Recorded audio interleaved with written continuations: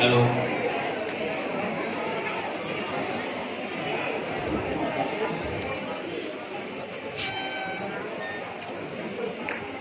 Hello. Bharat माता की जय हो। भारत माता की भारत माता की। पकड़े।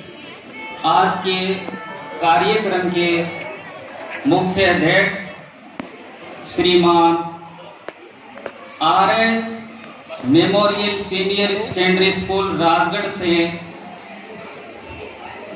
महावीर सिंह शेखावत जी,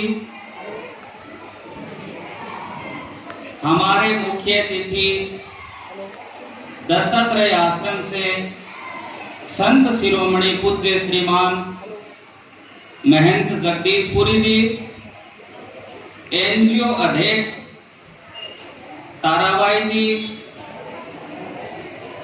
संत शिरोमणि जीण माता जी के बगल मैं राजस्थान महिला विकास सुरक्षा संस्थान एनजीओ का सचिव रणजीत सिंह राणा और हमारे एनजीओ के समस्त सदस्य, इस विद्यालय के समस्त अध्यापक और अध्यापिकाएं, स्टाफ, प्यारे विद्यार्थियों, नौजवान साथियों, आपका मैं इस मंच के माध्यम से तहे दिल से स्वागत करना चाहता हूं।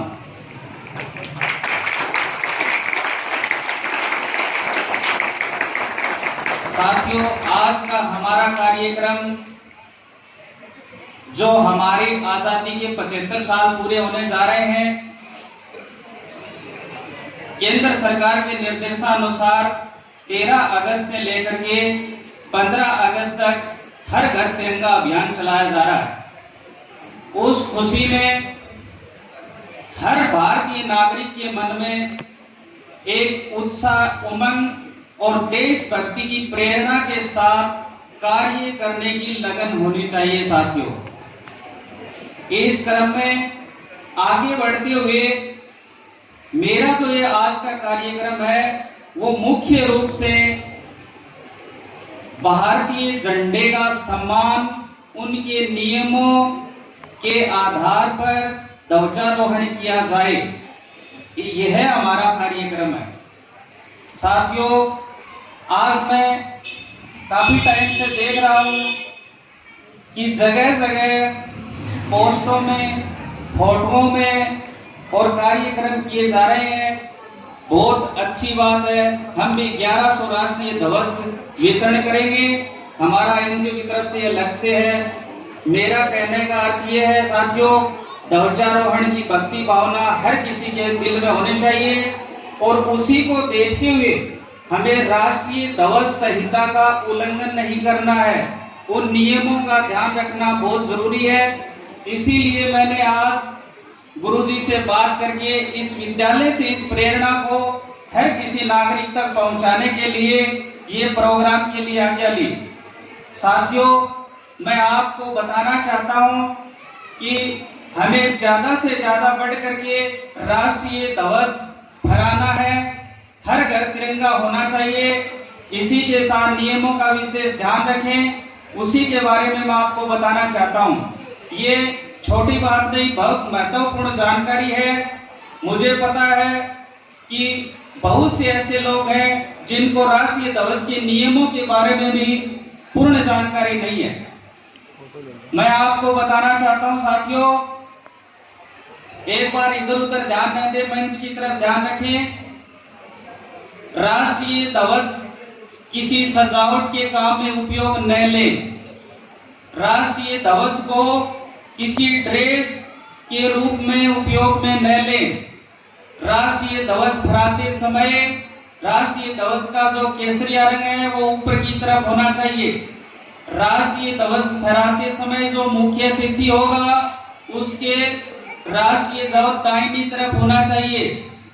राष्ट्रीय ध्वज को पृथ्वी पर नीचे जमीन पर न रखें। राष्ट्रीय ध्वज को जल में न रखें। राष्ट्रीय ध्वज को उल्टा न फहराएं। राष्ट्रीय ध्वज की जो विशेषताएं हैं हमें ध्यान में रखनी है। इसके अलावा राष्ट्रीय ध्वज को जलाना, कुचलना, गंदा करना या राष्ट्रीय ध्वज पर किसी भी प्रकार के शब्द लिखना या राष्ट्रीय ध्वज को मौखिक या शाब्दिक रूप से अपमान करना, साथियों, ये हमारे राष्ट्रीय गौरव अपमान निवारण अधिनियम 1971 के तहत उल्लंघन होगा। इसकी सख्त से सख्त कार्रवाई है। वो कार्रवाई ये है कि अगर किसी ने भारतीय झंडा संहिता का उल्लंघन किया तो 3 साल की सजा या फिर जुर्माने का प्रावधान है। साथियों, ध्वजारोहण करें लेकिन इसके नियम, मान सम्मान जरूर ध्यान में रखें। इससे दूसरी महत्वपूर्ण जानकारी ये है, मेरे देखने में भी आया है, किसी न जगह लोग बिना उचित पद के ही अपनी गाड़ियों पर तिरंगा झंडा लगाए घूमते हैं। इंडिया फ्लैग कोड का उल्लंघन है। अगर हर कोई नागरिक अपनी गाड़ी पर गैर कानूनी तरीके से झंडे लगाए घूमता मिलता है तो यह भारतीय झंडा संहिता का उल्लंघन है। साथियों, इसमें भी एक प्रावधान है, राष्ट्रपति, उपराष्ट्रपति, राज्यपाल, उपराज्यपाल, प्रधानमंत्री, कैबिनेट मंत्री, केंद्र के राज्य मंत्री, न्यायाधीश, हाईकोर्ट के न्यायाधीश, विधानसभाओं के अध्यक्ष, लोकसभाओं के अध्यक्ष, राज्यसभाओं के अध्यक्ष और इनके उपाध्यक्ष, इसके अलावा जल, थल, नभ, ये जो सेनाएं हैं, तीनों सेनाओं में चुने थे अधिकारी। इसके अलावा जो भी हमारे आर्मड फोर्स है, किसी भी परिस्थिति में भारतीय झंडा संहिता के लिए उपयोग बनाए गए कानूनों के आधार पर या फिर विदेशों के अंदर हमारे मशीनरी पोस्टों पर जो अध्यक्ष हैं और जो भी भारतीय किसी भी कोई भी विदेशी मेहमान भारत में आता है और सरकार की तरफ से उनके लिए जो गाड़ी मुहैया कराई जाती है, उस गाड़ी पर दाहिनी तरफ हिंदुस्तान का झंडा और बाईं तरफ जिस देश का मेहमान होगा उसका झंडा लगता है। इसके अलावा हर कोई नागरिक अपनी गाड़ी पर झंडा लगाकर घूमता है, ये गैर कानूनी है। साथियों, इसको हमें ध्यान में रखना है। अपने साथी या किसी भी कोई भी हो उसको इसके बारे में सलाह देना बहुत जरूरी है, क्योंकि झंडे के अंदर वो ताकत है। साथियों, कुछ समय पहले आपने देखा होगा यूक्रेन के अंदर अपनी ऐसी जिंदगी संकट में थी नागरिकों की कि वहां कोई सहारा देने वाला नहीं था, मात्र एक तिरंगा झंडा था जो उनके संकट से बाहर ले आया। साथियों, इसी प्रकार जब एक भारत का सैनिक देश की रक्षा करते हुए शहीद हो जाता है और उसका पार्थिव शरीर जब तिरंगे की गोद में होता है तो साथियों सदा सदा के लिए अमर हो जाता है। ये है तिरंगे की ताकत। और तिरंगे की ताकत ये है साथियों कि तिरंगा ही एक ऐसा है जिसमें भारत का मान, शान और सम्मान सब कुछ छिपा हुआ है। इसी बीच हमें तिरंगे का सम्मान रखना चाहिए। तिरंगे के अंदर जो 3 रंग होते हैं, केसरिया रंग बलिदान और साहस का, सफेद रंग सच्चाई और शांति का, चक्कर प्रगति का सूचक, और जो हरा रंग होता है वो हरियाली और संपन्नता का होता है। तीनों रंग मिलकर के ही भारत में विविधता में एकता, भाईचारे का संदेश देते हैं। साथियों, इसी के साथ मैं आपको बताना चाहता हूं, मेरे नौजवान साथियों, आप मुझे बताएं, झंडे का सम्मान करना चाहिए या नहीं करना चाहिए? करना चाहिए। आवाज उस पार, झंडे का सम्मान करना चाहिए या नहीं करना चाहिए? देश का सम्मान करना चाहिए या नहीं करना चाहिए? संविधान का सम्मान करना चाहिए कि नहीं करना चाहिए? साथियों, आपसे मेरी हाथ जोड़ के विनती है, एक बार अपनी जगह पर शांति पूर्वक खड़े होकर के प्रतिज्ञा रूप में आइए, संकल्प लीजिए। एक बार खड़े हो जाइए अपनी जगह से, प्रतिज्ञा पोजीशन में आइए।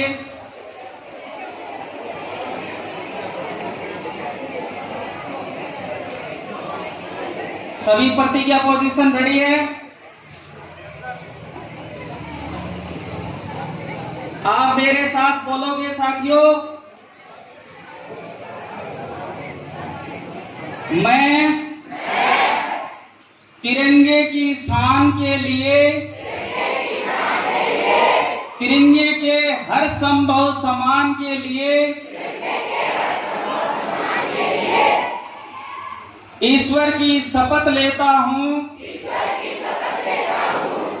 विधि द्वारा स्थापित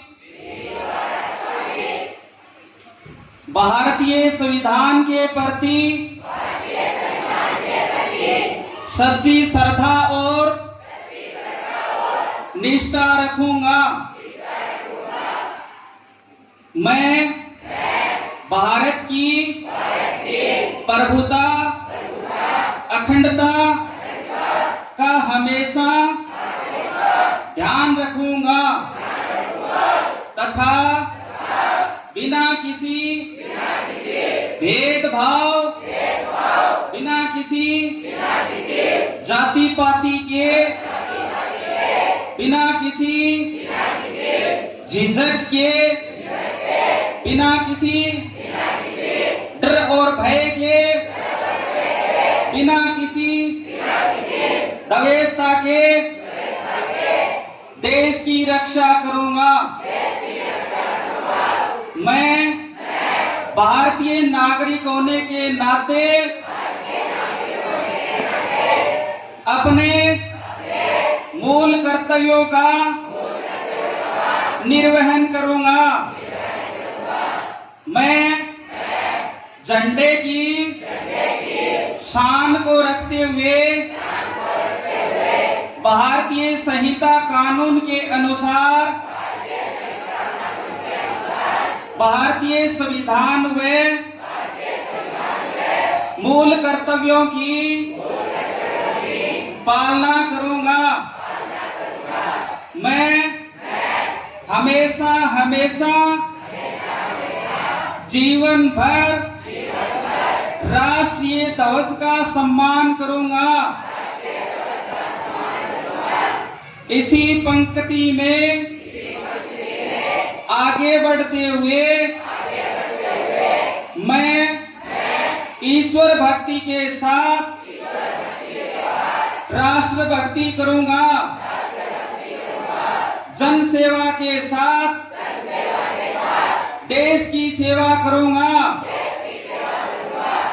जय हिंद, जय भारत। बैठ जाओ साथियों।